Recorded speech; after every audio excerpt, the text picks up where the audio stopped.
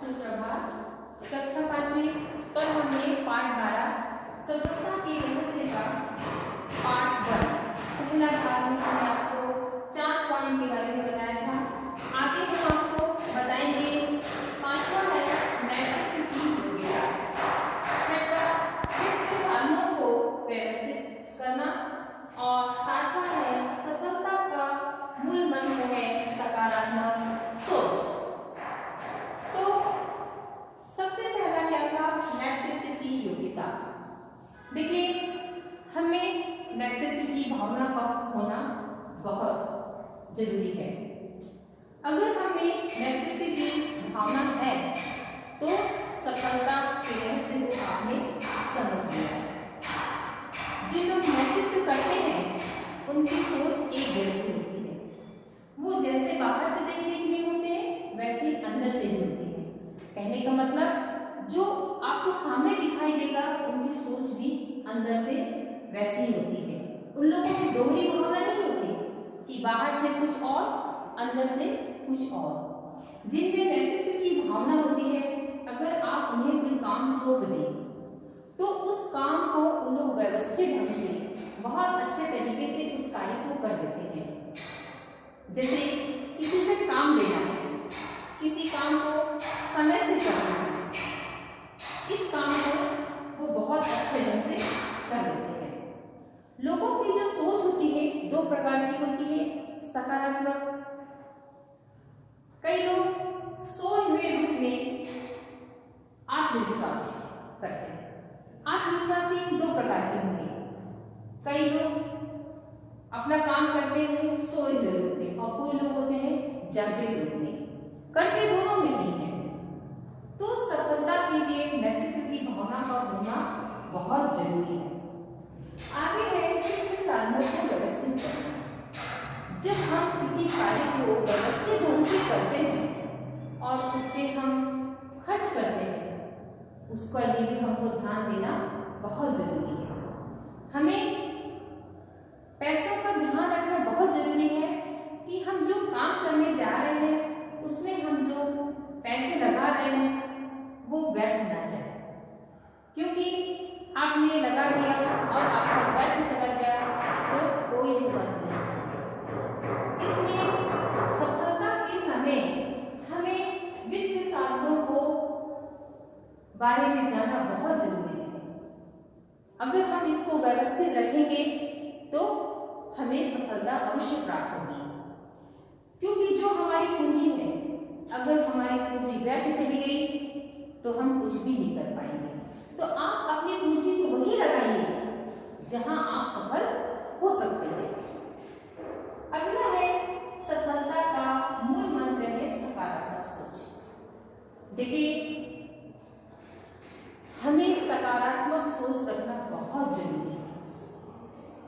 अगर हम सकारात्मक सोच रखेंगे तो हम अपनी मंजिल तक पहुंच जाएंगे। अगर हमारी सोच नकारात्मक होगी तो हम कुछ भी नहीं कर पाएंगे। क्या होता है, अगर हम सकारात्मक सोच रख रहे हैं तो मैं कौन हूँ, क्या हूँ, कैसे हूँ, कौन क्या है, कैसा कर रहा है, इन सब चीजों को छोड़ देना चाहिए। और कभी भी ये नहीं सोचना चाहिए कि उसने मेरे साथ ऐसा किया, उसने मेरे साथ वैसा किया। सोच अपनी ऐसी रखनी चाहिए कि जो हम करने जा रहे हैं वो काम हम अच्छे से करें, अपने प्रति भी और दूसरों के प्रति भी। अगर हम दूसरों के लिए कुछ करने जा रहे हैं तो अपनी सोच को सही रखिए, सकारात्मक सोच रखिए। हर व्यक्ति में क्या होता है, सोच दो प्रकार की होती है, सकारात्मक भी होती है, नकारात्मक भी होती है। लेकिन अगर हम अपनी सोच सकारात्मक रखेंगे तो हम अपने लक्ष्य तक अवश्य पहुंचेंगे। अगर आप नकारात्मक होंगे तो अवश्य आप इधर उधर भटकते रहेंगे और आप अपने काम में भी कामयाब नहीं हो पाएंगे। अक्सर आप देखते होंगे लोग भगवान को दोष देते हैं, लेकिन ऐसा नहीं है।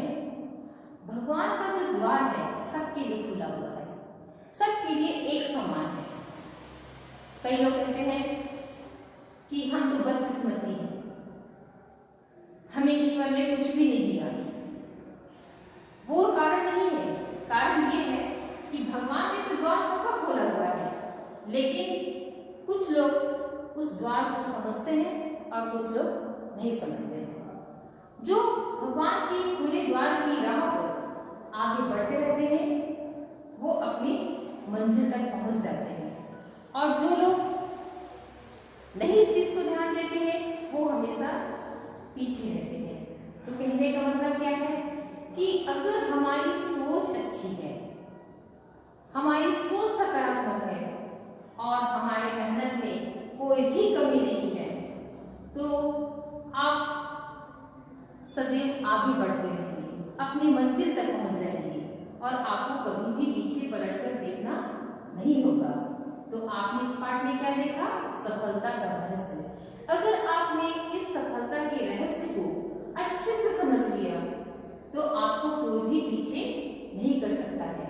इसलिए आपको इस पाठ में जितने भी बिंदु बताए गए हैं सफलता के रहस्य के लिए, जैसे आप पढ़ाई करते हो, अगर आप पढ़ाई भी अपने मन से करोगे, एक अच्छी सोच से करोगे, ध्यान देकर करोगे, सकारात्मक सोच रखोगे कि नहीं मुझे पढ़ना है, अपने लक्ष्य को निर्धारित करके आप पढ़ाई में ध्यान दोगे तो कभी आप पढ़ाई में भी पीछे नहीं होगे, क्योंकि अभी आपके लिए सबसे जरूरी क्या है?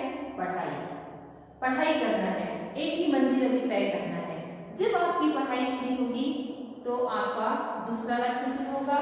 इसलिए आपको आगे बढ़ने के लिए, आगे आपको बढ़ना है, तो इस सफल होना है, तो जितने भी आपको हमने बिंदु बताए हैं इस बिंदु पर आप जरूर ध्यान दें, जरूर पढ़ें और पाठ का अध्ययन करें। धन्यवाद।